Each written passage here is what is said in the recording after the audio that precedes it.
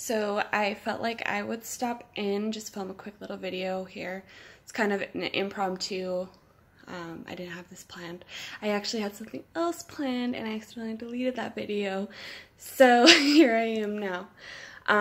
So today I wanted to talk about the process of working on yourself and working on self-growth and working on your health, your fitness goals, and how to handle that and to not fall off track completely when you're starting to feel overwhelmed by everything else that might be going on in your life at the time, or whenever you're experiencing stress or any other kinds of setbacks. And the reason I want to talk about that is because here I am. I've been in the middle of this huge move and major life change for me right now. Just drove all the way across the country from California to Florida.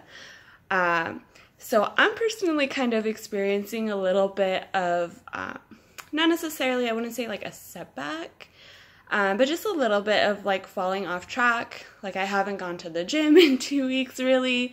I'm kind of doing my own workouts at home, here and there, going on walks, totally not on my schedule. And if you know me, you know I like my schedule. I like to do things a certain way every single day. And when I fall off of that, I get very anxious actually, and stressed. So I kind of want to talk about that a little bit and how to deal with that overwhelm if you're experiencing something similar, or if you experience something similar in the future, because I feel like that's something we all experience at one point or another, right? Also, I want to talk about how the process of working on yourself and improving your health and improving your happiness and your life situation it doesn't go in a straight line, okay? So there's always going to be times where you're doing really, really well with everything and you're feeling fantastic, on top of the world, everything is perfect, couldn't be better, and then all of a sudden you notice that either you start to self-sabotage or you start to get stressed or disoriented, and then things kind of stop going the way you want them to go. So a lot of these things happen subconsciously, believe it or not.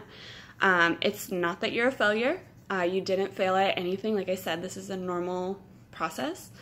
But you know what? A lot of this is kind of about, like, your old self is always going to still be kind of a part of you. It's not like just because you improve in some way, you're no longer at all the person you used to be. Okay, we grow and we develop, but we're still the same person.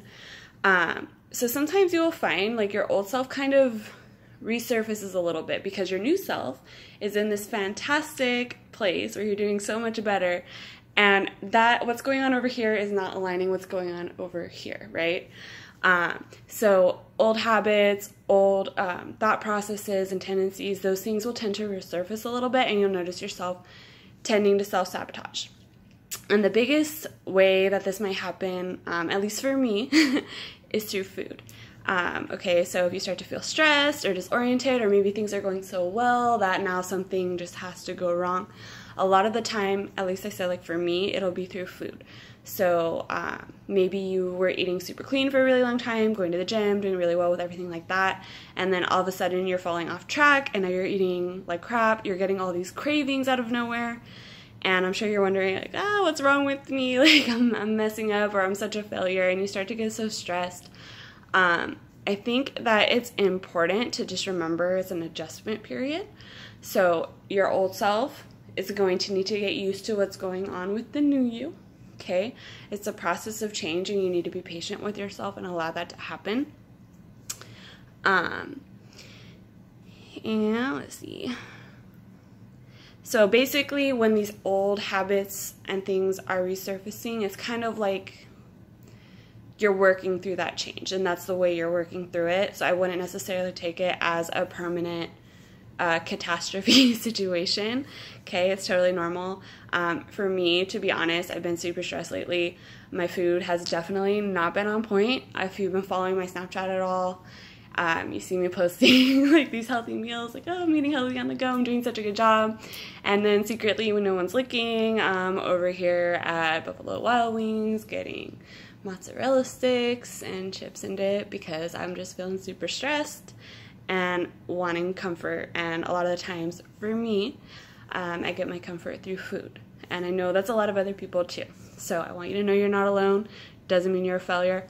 I'm personally, yes, okay, I'm a little bit stressed about it, but I know that in the end it's going to be fine, because as soon as I get settled here and everything kind of winds down, the stress will settle a little bit, and then I'll get right back on track.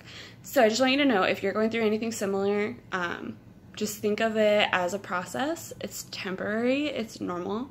You don't need to stress about it. You don't need to beat yourself up. Just wait for it to pass. And then, of course, take a deep breath. Try to get yourself back on track. If things are just not going well any particular day, just keep going with it. Don't beat yourself up. One foot in front of the other. Just keep going. For me, especially this week and last week has been crazy. So for me, what helps a lot of the time is just making lists, writing down everything that I need to do, and trying to prioritize that list and do whatever is most important first. And then, you can even, as you're writing out your list, I like to use an app on my phone to do that, but you can actually just, as you're writing it out, whatever's the most important, most immediate thing that needs attention, get that thing done first, and then go down the list. Other things that help, taking deep breaths. We can all use a deep breath every once in a while.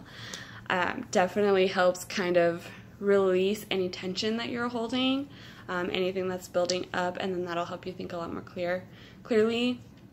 Also, I noticed what helps is going outside. I don't know what it is about fresh air, but it definitely helps. For me today, I spent the whole first half of my day inside. I got a lot done. I did. I was marking things off on my list, but I started to just feel very tense and anxious. So I just decided to go out and enjoy the sound of the birds outside and the fresh air, and that seriously made such a change in my mood. Other things that help, drinking water. I don't know why that's a thing either, but that really helps too. If you're not drinking enough water, your body's not going to be functioning properly. You're not going to be functioning properly enough to handle your stress well enough or to handle anything else. Okay, our bodies are mostly made up out of water, and if you're lacking water in your life, I promise you're probably lacking many other areas as well. So just a few thoughts for the day, just some things to keep in mind if you are going through any sort of change or any sort of stress. Again, just take a deep breath, pace yourself, remember that change is a process. It is not a straightforward process, and you'll be okay.